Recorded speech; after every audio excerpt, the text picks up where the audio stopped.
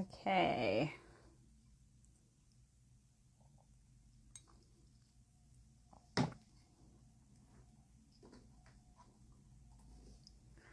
Okay, hello everyone. Welcome back. Thank you for coming back to us. Appreciate it. This time goes so quickly. It just goes so quickly.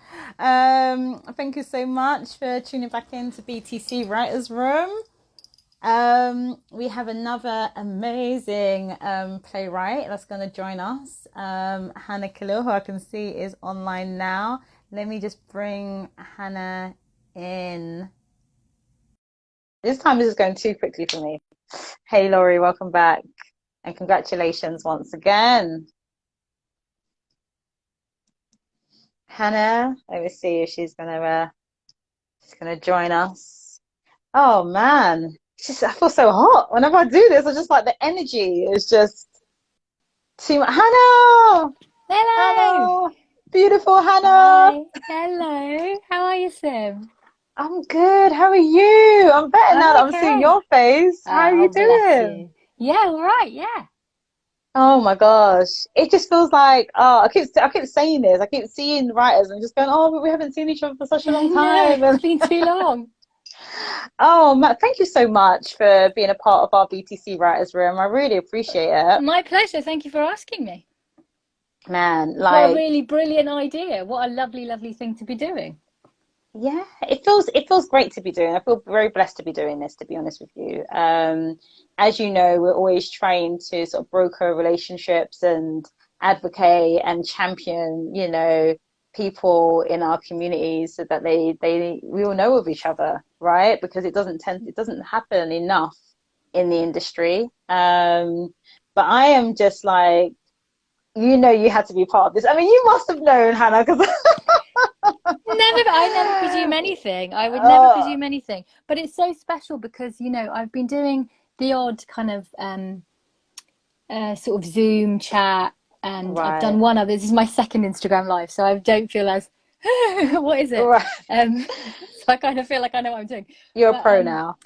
yeah, exactly. But what's really lovely about it is because everyone says to writers at the moment like, oh, you're always isolated, so this doesn't really make a difference, does it? Like it must just be the same, but it's not, because obviously we socialize a lot, and we go to theatre, and we talk to each other, and we meet in different places, and it just feels so lonely. So these are lovely, these kind of chats are just a really lovely way of feeling connected with the community again, and kind of, yeah, it's so I'm really delighted you asked. Thank you.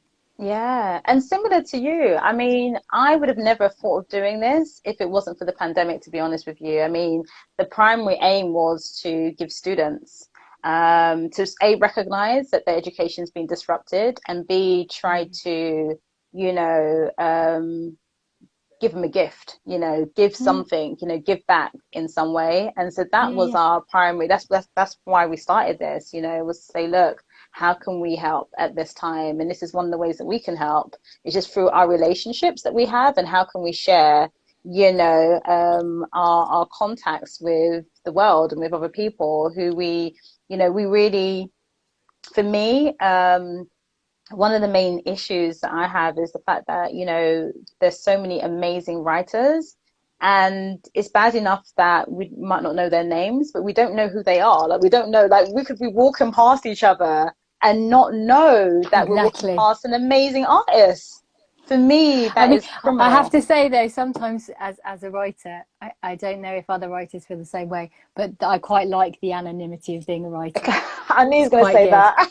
I knew he was going to say, just like, leave me alone. particularly when you're in the audience and you're sat next to someone. Yeah. Yeah, I can believe. I hear that. I hear that. So let me just give you an introduction. Sometimes.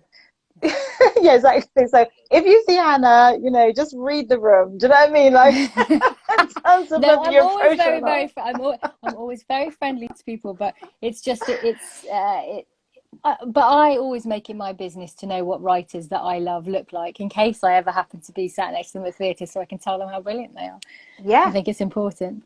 Oh, definitely. Definitely. I think it's particularly nice when your work travels overseas and someone goes, oh, you know, Yeah. I know Yeah, this, for this, sure. this, you know, your work, right? And that's a beautiful thing. That's the intention of why we do this, for our works to travel. Absolutely. For those who don't know Hannah Khalil, you're missing out, by the way. So Hannah, let me just do a little bit of a form. I'm not going to go into your whole biography, Please but don't. just to say that you're a writer of Palestinian and Irish heritage. Hmm. Um, you were the recipient of the Arab British Centre's Award for Culture in 2017. We should I talk about was. that. We should talk about that. And stage plays include a museum in Baghdad, which was done at the Royal Shakespeare Company, Scar Test at Soho, and Scenes from 68 Years, which was shortlisted for the James Tate Black Award. So look, I'm going to just go into it because um, you really inspire. You're such a great inspiration. And for people who don't know your work, so modest, Hannah, you are so inspirational. Oh, look, Um, Pooja's on. Hi, Pooja. I know Pooja's on there. She's like, hey, Yay. Hannah. I just think that, like, in terms of, I mean, we're obviously the whole point of BTC Writers Room is to showcase writers from a wide range of different um, um, diverse backgrounds, culture diverse backgrounds. But as a female Palestinian Irish writer, um, what do your plays tell us about you and your cultural perspective on the world? Blimey. Start with an easy one. Start with an easy one, right? No, because the thing is, no, but come on. If anyone has read your plays, they'll go, we understand West media started there. Um, I think I think it's really interesting because um, I grew up in the Middle East, and I think that that's a big factor in the reason that I write the plays that I write. Yeah. And um, and I grew up in a very patriarchal society. You know, we think it's bad in the UK. You know, you can imagine in the Middle East, that's deeply problematic. Um, and so I think my perspective on the world from the outset was always from a position of like feeling like things were unfair. And I think Mm. that's sort of doubly, if you're a girl in that society. But then, finding out more about Palestine, my dad never really talked to me about Palestine. I went there and, but as a kid, he never really talked about the politics. Mm. Um, and I didn't really understand it. And it was only in my 20s that I sort of went on this voyage of discovery to kind of really understand the history. And so I think basically I was set up from the outset to be very frustrated by injustice, Mm. and also I think possibly because it was always girls need to be quiet and be good, and then if girls are good and they're quiet and they do their best, they work hard, the rewards will come, which is of course horseshit. Mm. That's just a way of silencing us. Um, Yeah. but but that sort of legacy means that sometimes I don't feel like I'm very articulate in confrontational situations, or in situations where someone says something that I don't agree with, and I find it quite hard to be able to articulate my response. And it's normally those things that fire me to then write. So I go away and I think about what I should have said, but also I try to sort of think about why the other person would think what they think, and that tends to lead to things. So yeah, most plays I've written have been in response to something that an injustice or something that I feel cross about, or you know, trying to understand the world basically. Yeah. And that really comes through in your plays because there's an energy behind the words, right? And it feels so, and it's interesting how we'll probably talk about this later on, but just in terms of how you've found not only a space to um, create sort of a conversation around these real complex issues. And I think we've all been there when we've been in situations where we're talking, someone says something and you're a bit like, yeah, exactly. And then you leave and you're like, no, I should have said more. I should have challenged them more. I think we've Yeah. all been in that situation, right?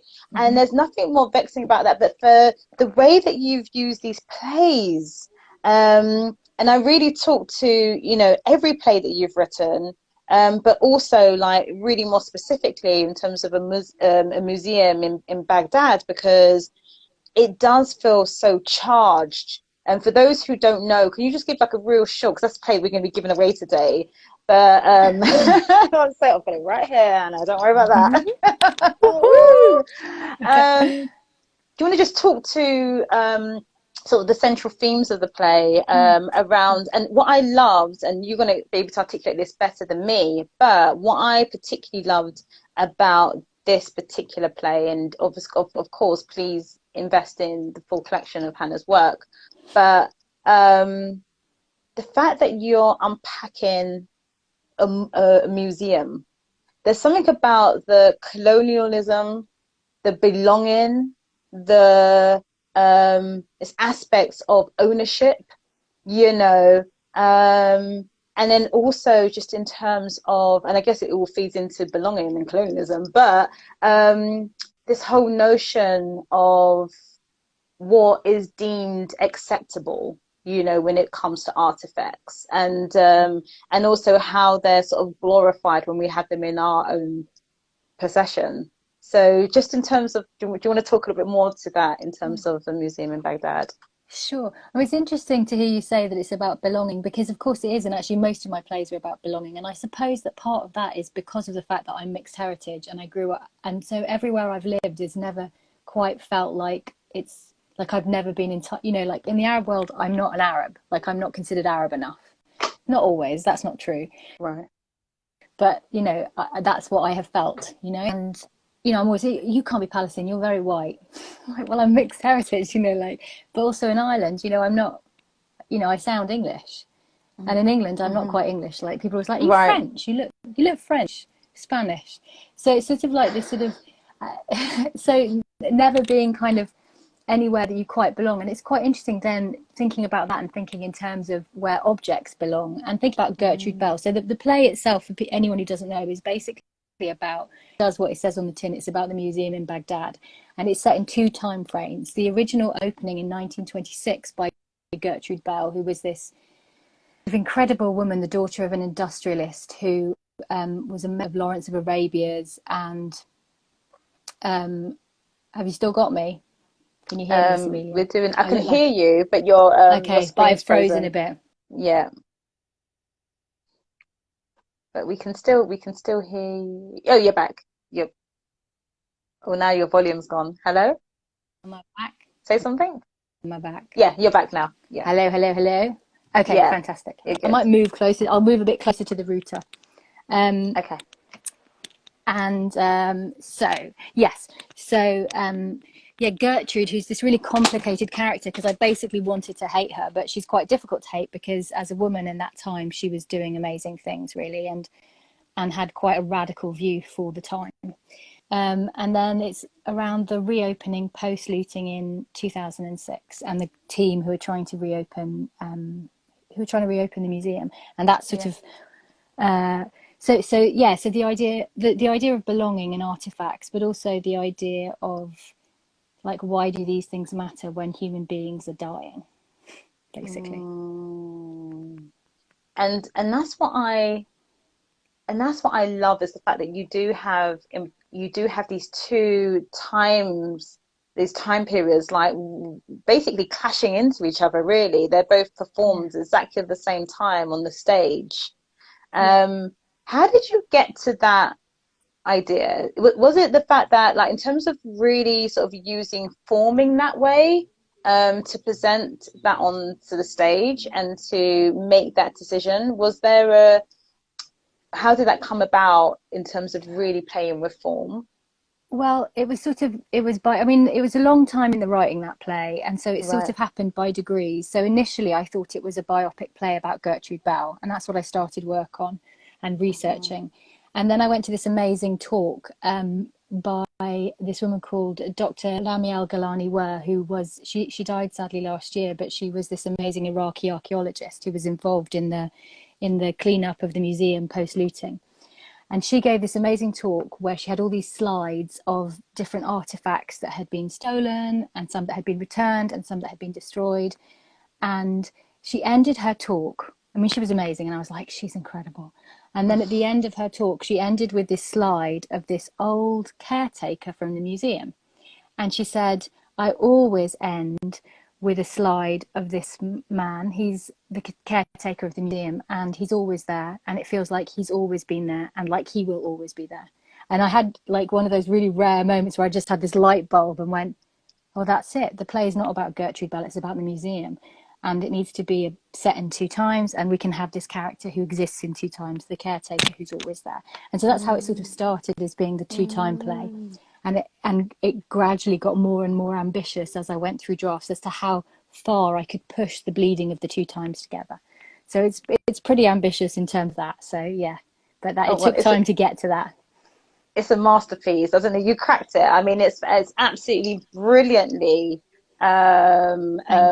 presented. You know what I mean? I think it's just I don't know how you did it, the process that you went on. Let's talk about your creative process actually, because with all of your plays, it just feels like the amount of research that you do for each and every one of them is so rigorous. It's so rigorous. And I'm like, what is Hannah Khalil's creative process? Because even when we sort of look at the SCAR test, or, you know, of the interviews that you did with the women at the detention center, and then how you're able then to not only carry out all of that research, but to find a way to craft it into a play and to theatricalize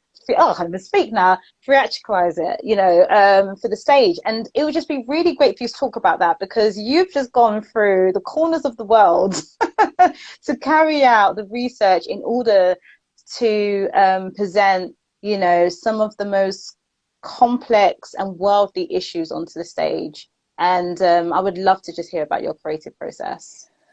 Well, I think research, I think it's the very basic of a writer's job is to research, and you have a responsibility when you're telling stories that aren't told very often or at all on stage, to make sure you know your shit.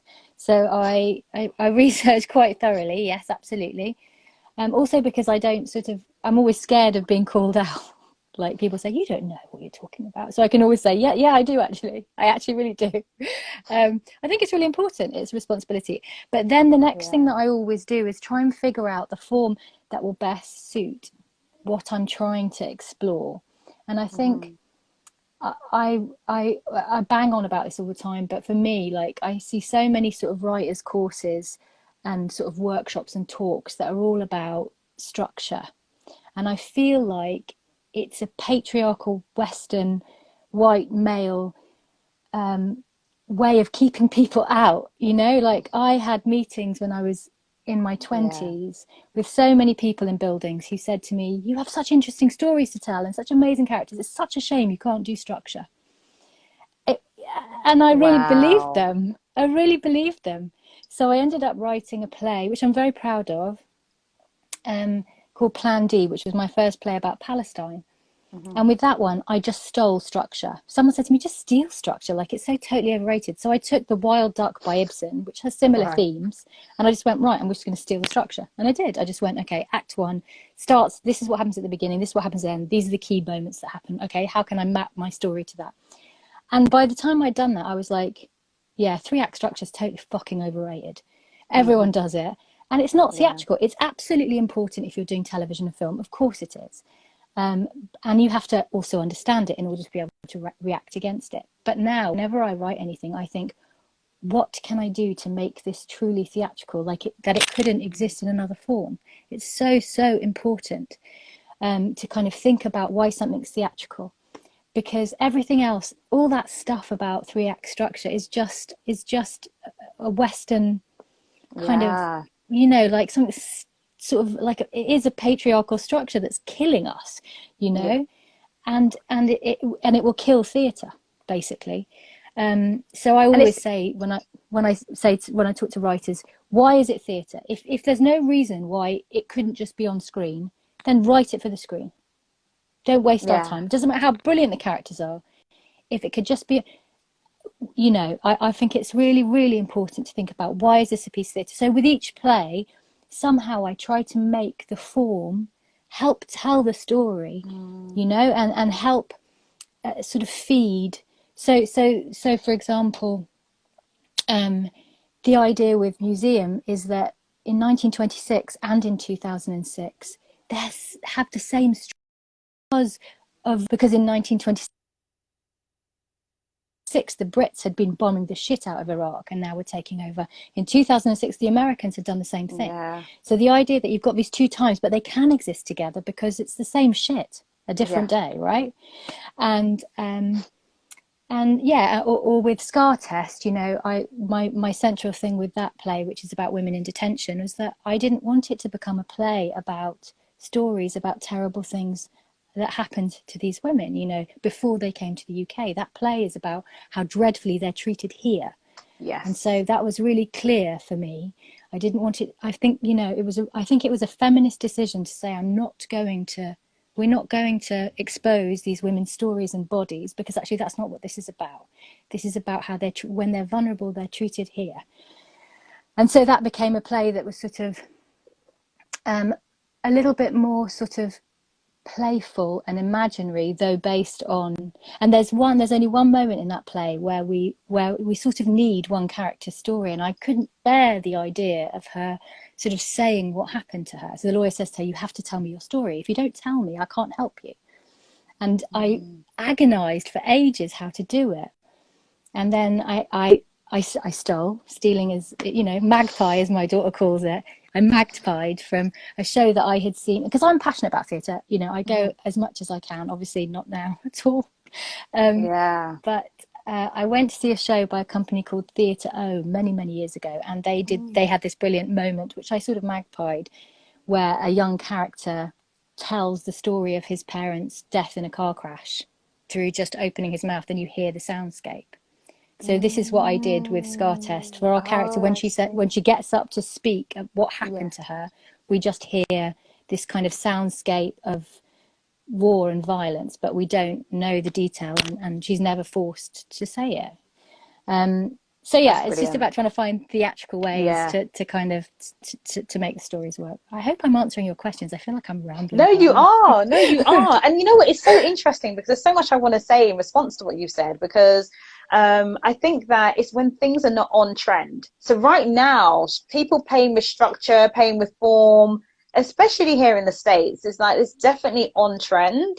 But people Yeah, they've been speaking and wanting to express themselves in many different ways. But you're yeah, so right in terms of like who those particular gatekeepers were that said this is not how you write a play, whatever that means. yeah, yeah, You exactly. know, Like, it's such a shame that you don't have the, and this sort of idea that, like, whenever I talk to a group of writers, I don't do it very often because I feel like I have nothing to teach you. You know, like, because there's no formula, there's no answer, sadly. Like, it's just about yeah, figuring out what works for you, kind of thing. But like, I always preface anything that I say, this is my opinion.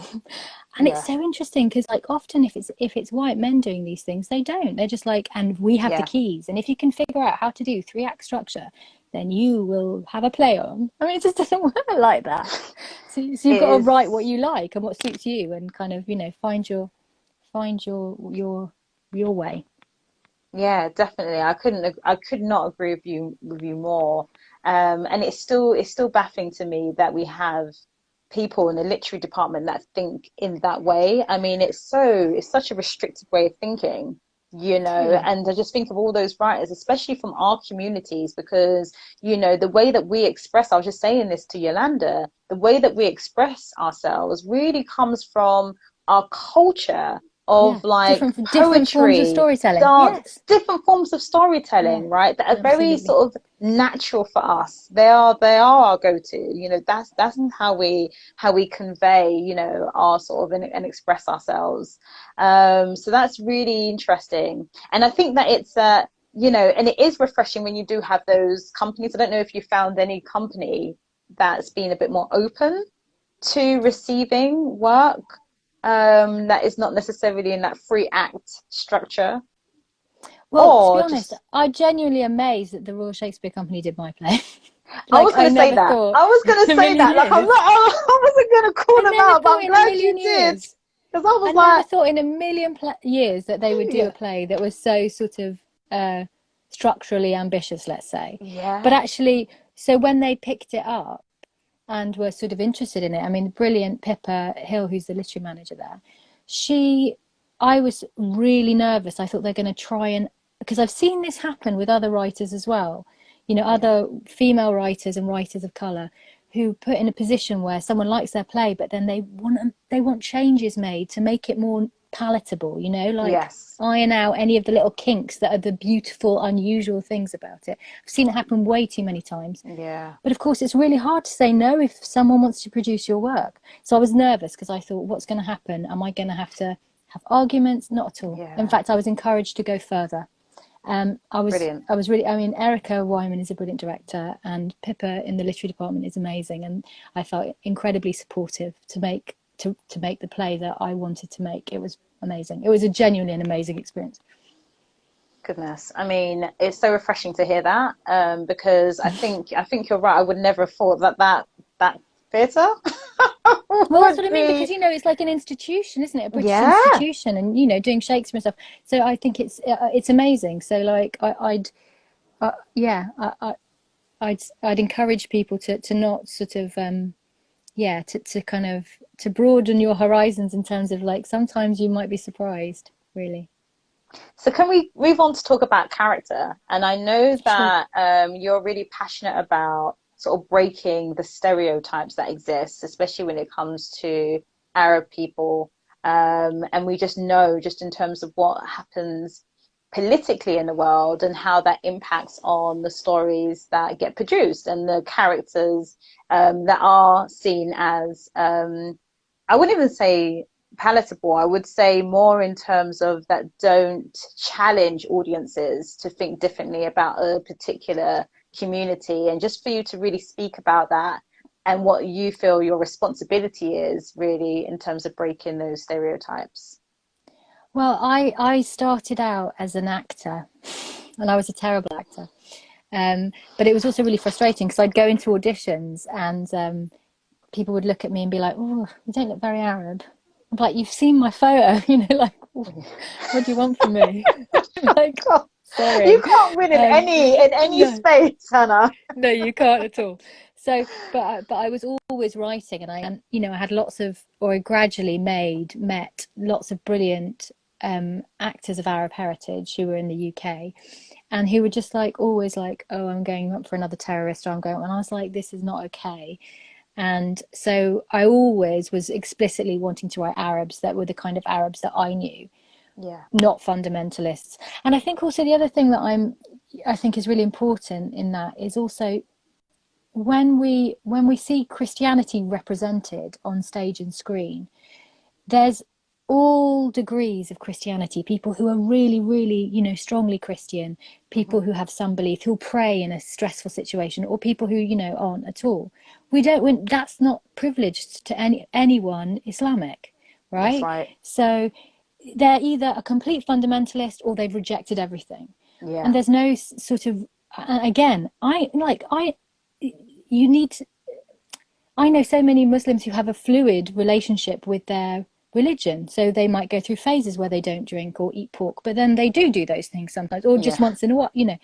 And then there Yeah. are some brilliant writers who are writing to this, like Asif Khan, for example. Like Yes. Asif's plays are so interesting. He's writing really true. But then, you know, it's difficult because people don't want, you know, there's different people who don't want that.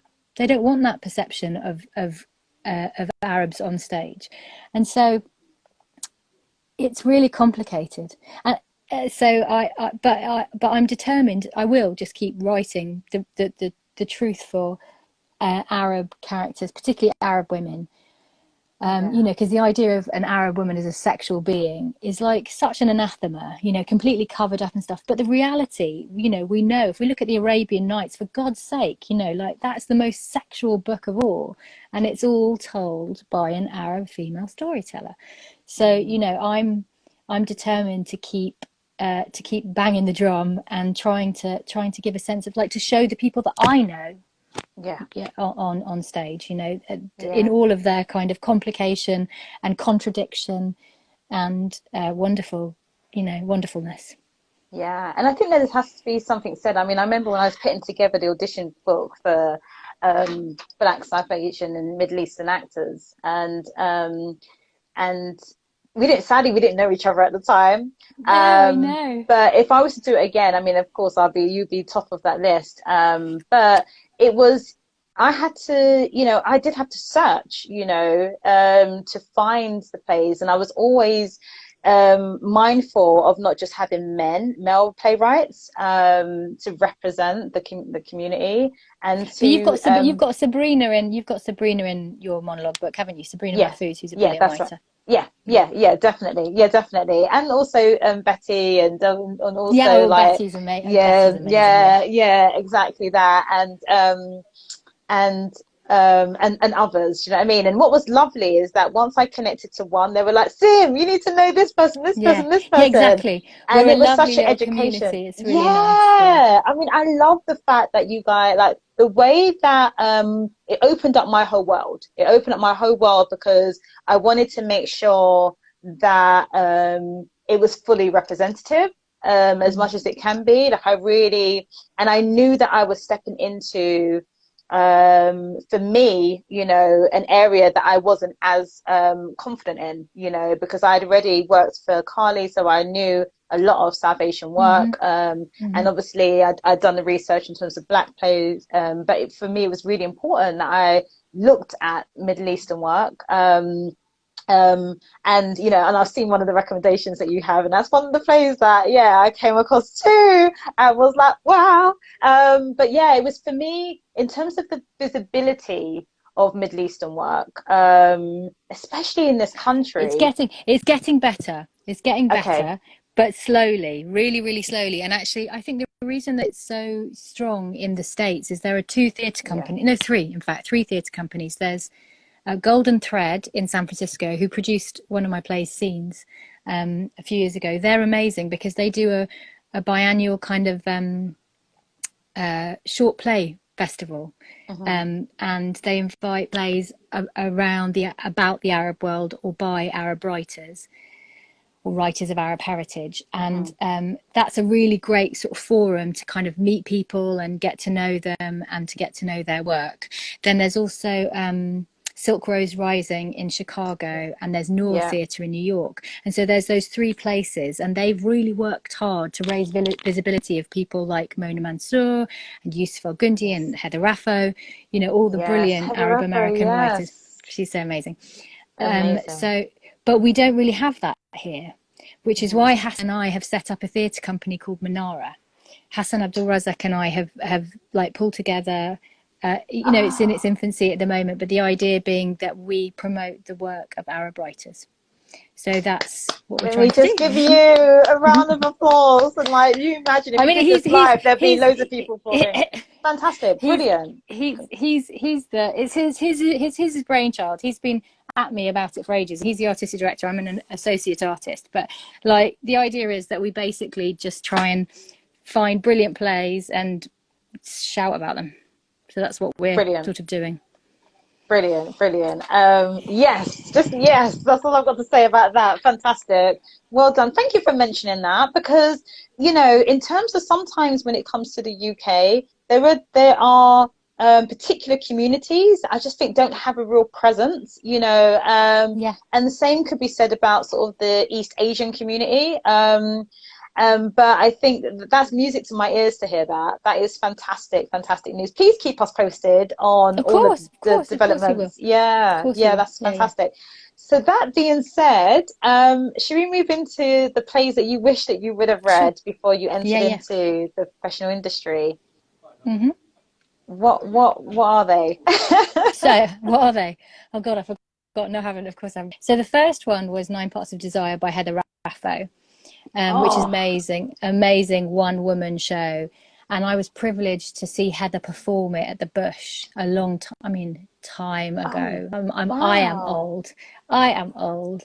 But it was really, I was in my 20s, and it was the first time that I had seen anything on stage that had Arab women in it solely, and that like represent that she plays all of these different Arab women from all over the Arab world, and she Yes. transformed for each one. So the detail, the difference in the accents and the stories, and again we get the sexuality, we also get religion, we get lots of different things. It was sort of mind blowing for me. I'd never Yeah. seen anything like it, and it sort of gave me permission to write, and gave me permission to kind of write what I want to write. I mean, it's I can't, and it was so weird because last year there's a theatre in New York whose name the Atlantic Theatre, and Heather and Una Mansour, who's a Lebanese American Hmm. playwright, were asked to curate a season of readings, and they picked scenes as one of the plays that would be read. So it had a reading at the Atlantic, which of course was amazing. But the idea that Heather Raffo, this person who had totally inspired me, was like liked my play enough to program it in like of I it's sort of slightly, you know, one of those like moments where you kind of have to really catch Right. yourself. I was so privileged and it felt really So, amazing. I'm so Yeah. happy that you mentioned that because Nine Parts of Desire, I didn't see it. I didn't have the privilege of seeing Oh, it it's perform amazing. live. But to read the play, I mean, it's just But can you so imagine seeing her it's do so it, Sim? I am powerful. so lucky. Yeah, it's really You're powerful. And her you're doing, I so mean, lucky. I can't she's believe a that you brilliant actor. actually I'm so saw. lucky. I'm like, no. I'm old, mate. I'm old. I'm old. You know what? That play is just so powerful, but it's one of those Yeah. timeless pieces. It's a timeless play. It could be Yeah, yeah. done Yeah, 10 yeah. years from now and we'll still be able to Yeah. relate to it, you know. And each of those Agreed. women's journeys, they're so relatable. Like, even if we're not going through some of the things that some of these women are going through, the way that Yeah. the way that they feel so connected, but yet they sort of stand alone. It's brilliant. I mean, I just think it's so epic. So definitely, if you don't know the play, please It's purchase it. I think it's a part of an it's a anthology, brilliant. is it not? I think it's part of an anthology. But Nine Parts of Desire, It by might Heather be. I'm not Raffo. sure. I'm not sure. Okay, okay. So what's next? What's next on the Yeah, list? brilliant. Buy it. It's excellent. Yes, buy it, definitely. Yeah. So next up, it's quite hard actually. This, like to pick three. But I was really delighted. But it's a really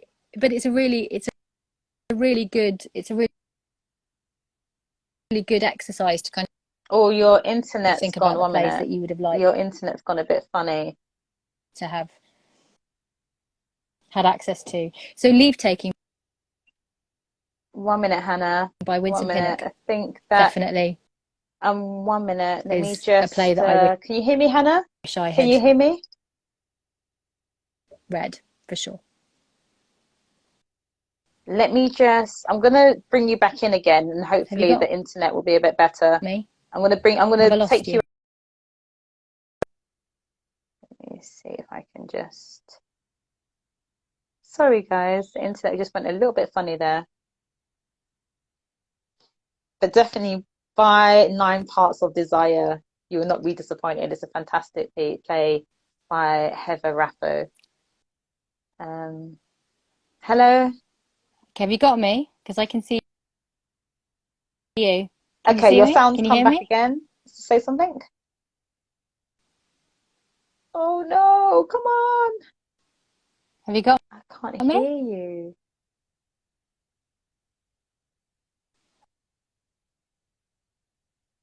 Bless. We are going to hear the free plays from Hannah. We're going to hear Hello, them. Just stay with us. hello, hello. Hold on, hold on one sec. Okay, we're going to just. Uh, Okay. All right. So we're going to bring Hannah in a minute. Just having a few sort of reception problems, but I'm hoping that everyone's enjoying the show so far. Please make sure that you have got a pen and paper with you so that you can write down these amazing plays that Hannah is suggesting. I'm going to just try and bring Hannah back right now and just hope that we have good internet connection.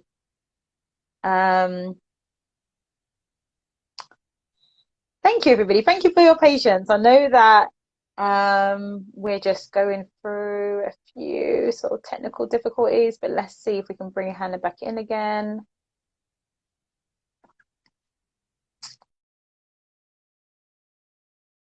Try again. If you have any questions as well, please do put them in the comments below and we will respond to those. I'm going to just try and get Hannah in. So let's try and do this. Okay. She's just having a few technical.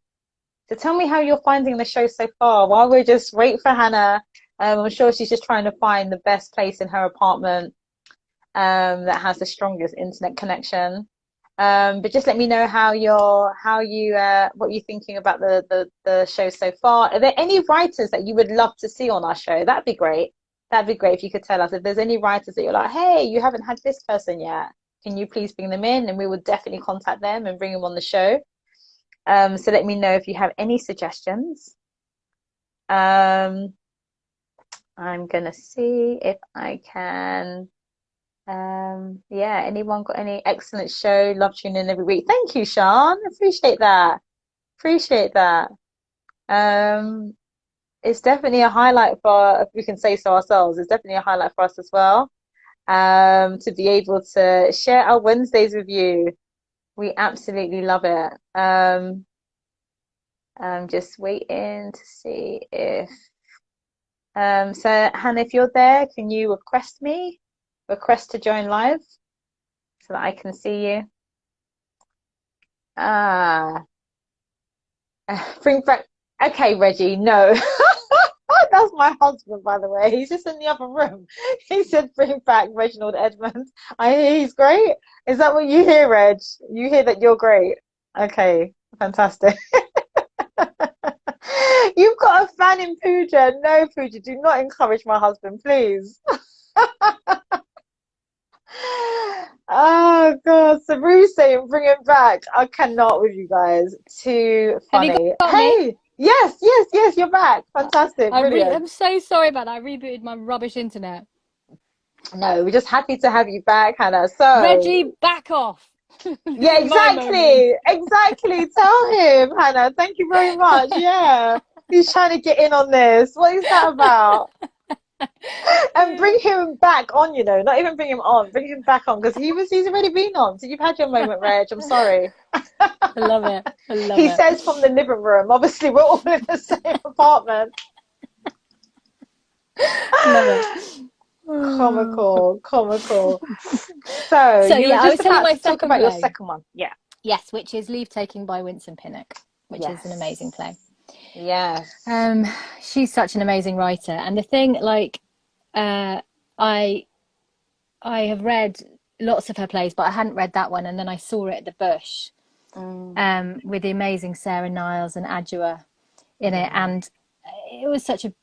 I mean, it's sort of what's so breathtaking about it for me, besides, the amazing characterization, the beautiful story, um, yeah, the language, the poetry, is that it's so like, if you cast it as Irish people, it's the Hmm. Irish immigrant story, Yes. and I Oh, think, and yes. this is the thing that I find so interesting, is when we tell our stories and then it's sort of relatable. So with scenes, there's the final scene of scenes, there's it's this kind of really theatrical scene where on Israeli Independence Day, which is the Nakba Day in Palestine, the day of the catastrophe, the Israelis allow Palestinians, weirdly, I don't know why, but they allow Palestinians back to the sites of their former villages, now destroyed.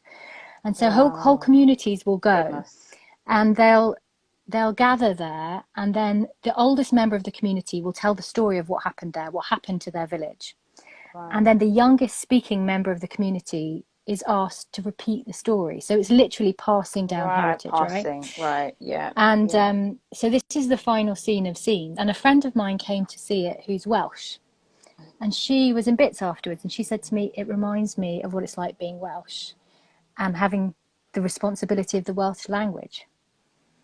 And it's so like, that never in a million years struck me as being Yes. like, but there's something about, Wow. you know, the way that we can talk across kind of cultures, and the way that, Yeah. because it also sort of, you know, it's so narrow when people are programming to go, well, if I do a play by a black, for example, a black Yeah. writer, well, then it, it's not interesting to a white audience. Well, Yeah. A, that's Is it bullshit. universal? And Yeah. exactly. But it can travel, and even it's really specific about a time and place, that it can travel and it can speak in so many different ways.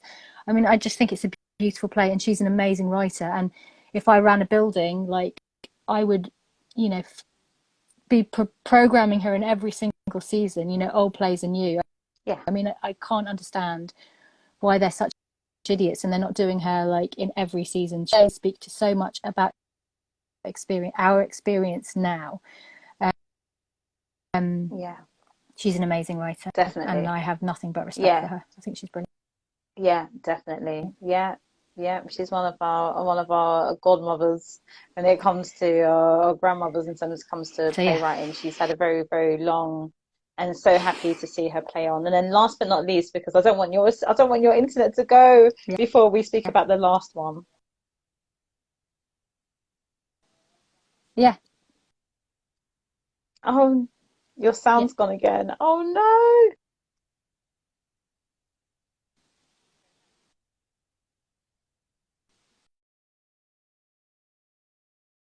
Last I'm so sorry guys. It's the internet. It's just not being our friend today. Come on, internet.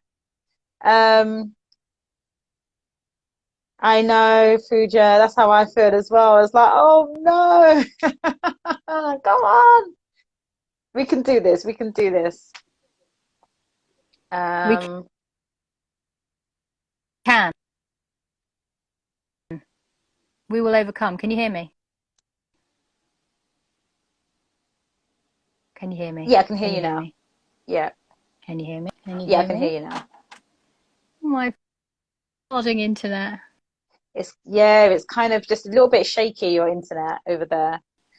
But just your last one? Can you hear me? Yes. You sure? Yeah. Oh man. Rituals of Signs and Transdara Wanos, who is a Syrian playwright. Can you hear me? Oh no, it just keeps on cutting out. Why is this happening to us? We're doing so well. And it's crazy because we've done the whole interview. That was fine. And then now you trying to give your recommendations. It's like, no. Okay, what I think I'm gonna have to do, let me try and bring you in one more time. And then we've just got rituals of what? So last is rituals of signs and transformations. 1 minute. Let me just try and bring you back in again. It's 1 minute. ridiculous, right? This is so, so ridiculous. Sorry guys, please bear with us. Internet's just not our friend. You know. Come on, Instagram. We can do this. We've literally got 10 minutes before we're going to get cut off anyway, so we need to just try and get this last one in.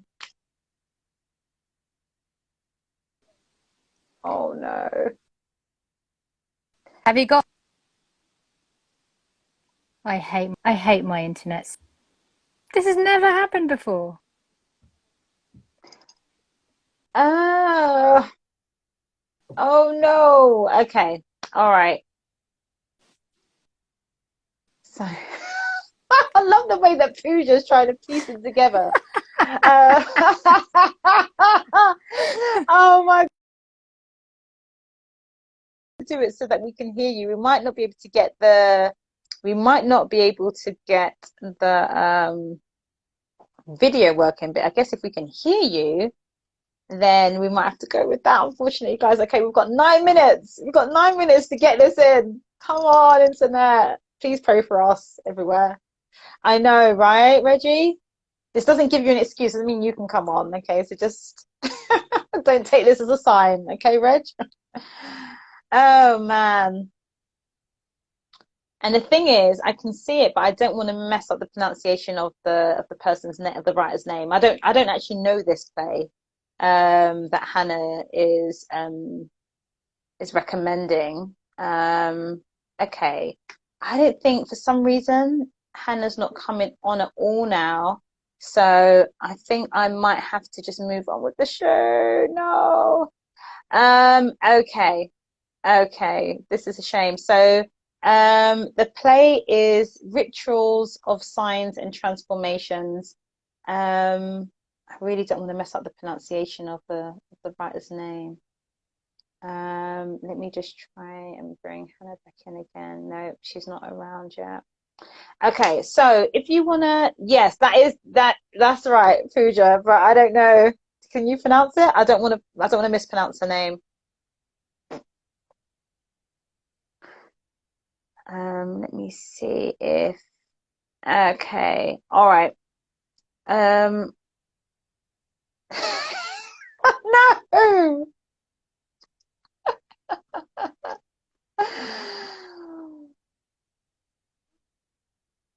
Sadala Buenos, is that correct? Let me see. She's asked to come back in again. Say it phonetically. Thank you, Richard. It's so funny. I just said it, so hopefully that was right. Hello. Hello. Yes. Okay. So say the name of the play and say the playwright's name. I didn't want to mess it up, so I don't know this one. This is the only one I don't know. Sadala Buenos, who is a Syrian. Yes, and he's a Syrian playwright, and the play is Rituals of Signs and Transformations. Pooja was right. And it's a play I only read recently. Everyone always said to me, have you read Buenos's plays? He's the Shakespeare of the Arab world. And I was like, no, I haven't, but they've only recently come into translation. And I managed to get a hold of a copy of one of these plays. And this play is amazing. And the reason it's amazing is because it feels really, really like, it does feel like Shakespeare in terms of the scope and the themes and the characters. And yet it feels really rooted in the Arab Islamic world. But what's brilliant about it is it does sort of all these things that we've been talking about. It undercuts kind of what you imagine. So it's got like really bawdy comedy, very sexual, and of course, less violence than you'd expect. But there's, portrayals that one character is homosexual. I mean, it's genuinely like, it would undercut anyone's expectation, I think, because I was surprised. So like, I'm like, why is this not being put on? It's amazing. Like if I had read that, it would have just blown my mind. I am going to buy that. I'm going to buy that play because I don't know it. It's really good. It's really, really good. And it's made me want to read all of his plays. Yay, we did it. I got to the end. Bloody internet. Yes. Look, perseverance, right? Perseverance. So we're actually going to give away your play, A Museum in Baghdad. So we're giving away this play. Look at those beautiful women on the front. I know. I love that image so much. Oh my God. Photographed by the amazing Ellie Kurtz. I mean, she's brilliant. And we've got Debbie Corley, we've got Emma Fielding, we've got Huda Etchouafni, and we've got Renda Hayward. 4 brilliant actresses. Brilliant. So I'm so delighted to give away. And you know what we're going to, and our secret giveaway, our surprise giveaway, should I say, is fireworks, which I love this That's a brilliant play. I adapted one scene as part of a national project. One scene from that. I love that play so much.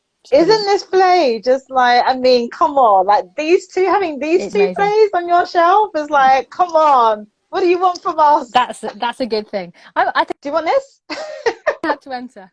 I know, right? You know what? Seriously, both of these plays, oh my God, they're both so epic. So let's try and give these. I'm going to try and give these away right now. Hannah, I cannot thank you enough for doing this. Thank you so much for being a part of BTC Writers Room. I'm so Thank sorry you about for the your play internet recommendations, which are amazing. issues. I'm going to go and shout at Talk Talk. Oh no, she's gone again. Okay. Look, Hannah, oh, we will talk. But look, thank you so, so much. I'm gonna buy that play because I don't know rituals, so I'm gonna definitely get my hands on that. So thank you so much, Hannah. I'm gonna have to say goodbye to you because you've stopped. You're frozen at the moment. But we got there. We got there much for being a part of BTC Writers Room. These are the two amazing plays that we're giving away. Oh my gosh, I can't tell you how these are like top of the epic. Thank you so, so much. Okay, so what we might do, I'm gonna literally thank you so much. Wonderful listening to you both, Hannah, Yolanda, and as ever, you Sim. Much love to you all. Thank you, Pooja. Thank you for being a part of today's episode. Thank you for posting your questions, and please do continue to post all the questions that you have in the writers, even on our social media pages. Like I said, we are giving away these two brilliant play texts today. If you want to have a chance of winning this bundle of joy, then please do put a message in the comments below. We do want to ensure that we are prioritizing any students that are out there. So if you are a student or if you're on an artistic training course of any kind, please do let us know by commenting below. If we run out of time, then we will definitely give these away via our social media page. But if you are interested, please let me know right now. I've literally got about 2-3 minutes before I'm going to be like signed off of this Instagram chat. So do let me know. So comment as soon as possible. Comment as soon as possible. If we run out of time, like I said, I will we will be giving these away at a later date if we don't get them to if we don't do the giveaway tonight. Sorry, I'm so sorry. I think doing 2 interviews, my tongue tired.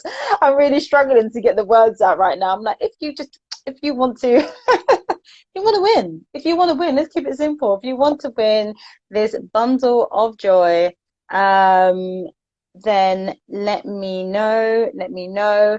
And also tell us how you feel about BTC Writers Room. Feel free to use our social media platforms to spread the word and to tell everybody that you've tuned in today. These are two sort of epic plays. You definitely want to have these on your shelf. And yeah, if you're interested in winning this bundle of joy, then let me know. Please comment. And actually with that, because we've just literally run out of time, I'm going to just quickly bring on Saru real quick. I think we're going to have to do this. Yeah, I've literally got 1 minute. So Saru, what we're going to have to do, can we give these away via our social media? I just feel like we're just literally just not going to have enough time right now to really doing it and to even bring anybody in. So this is the bundle that we're going to be giving away. So if you can just do what you do, Saru. Boom. Okay. Oh! So if anybody wants to win these, then just tag us on any of our social media. Any of our social media at Beyond the Canon, just tag us, say why we should give these to you. And also just why you love them. And also why BTC Writers Room is everything, because today's show was phenomenal. It was so good. And also check out all the plays that were discussed today on www.beyondthecanon, BTC Writers Room, and also Sim's Top Shelf. You can find great books and all the recommendations by all the playwrights we've had in the past. Also, if you do not win them, it is not the end of the world, because the BTC 2020 discount code still exists, which is amazing. Oh yeah, so good. So we're going to get completely logged off. I wanted to bring you in before we ended the show. Thank you so much, Saru, for all that you do and for just publicizing every week all the flyers. That's all down to Saru, so thank you so much, and the website, etc. And Saru, just really quickly, I think we've got like maybe like 10 or 20 seconds. Tomorrow is a big day for you. Tomorrow's a big day for you, and tell us why. Yes. Oh, because I am finally back on a set. I'm finally back shooting. I'm finally back working with artists. I have a production company, Eurus Films. Check us out. But generally, our work is to promote beautiful work like what we do at Beyond the Canon, these great stories, but also just the talents involved and the crew involved, making sure that representation is 10 seconds. honest. And I love it. I do. Okay, guys, if you want to win, make sure you hit us up. Bye. Bye, Sam.